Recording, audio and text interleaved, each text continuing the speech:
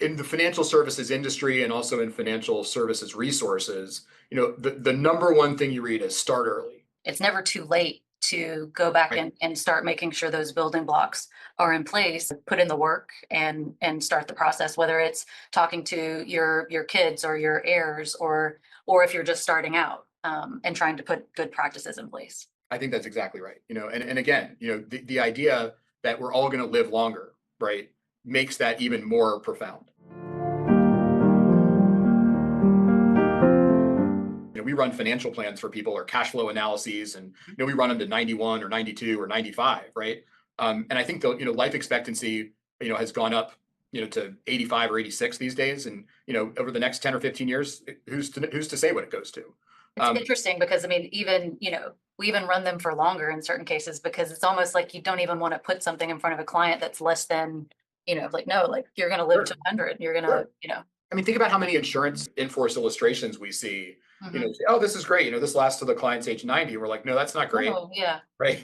That's the low end of the spectrum these right. days. And so even if we're talking about that now, think about what that's going to be like in 10 years. And so, for a client today who's 40 or 45, and they say, hey, I missed the boat. I needed to start saving when I was 25.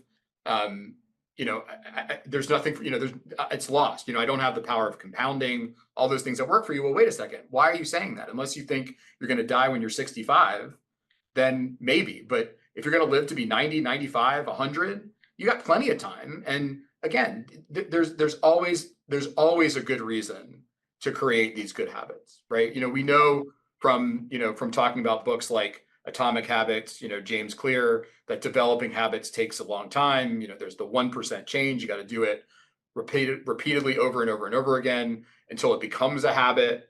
And that's hard work, right? And so a lot of people, it's not their fault. When they start out and they're younger, they're distracted by a lot of other things, a lot of other priorities. They don't have the time to repeat those 1% changes and let it stick. So maybe when they're at 40 or 45, they're more in the mindset where they can stick to a plan. It's never too late, like you said.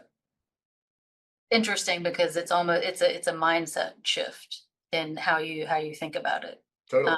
In the financial services industry and also in financial services resources, the number one thing you read is start early. No matter what that is, put it in your piggy bank or whatever the case may be. And it's not incorrect. It's very correct. We all know that the sooner you start and the more you start compounding and the more you just get in the habit of seeing money come out of your paycheck every month and go into savings, obviously that makes the habit easier to form. But it doesn't mean that if that, for whatever reason, that didn't happen for you, that it's too late. So wealth span is a term we coined in the book, similar to health span, right?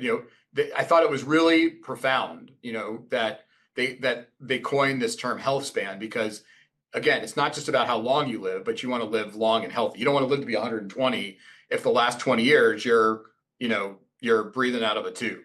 So, if you can live healthy for that long, then that's health span.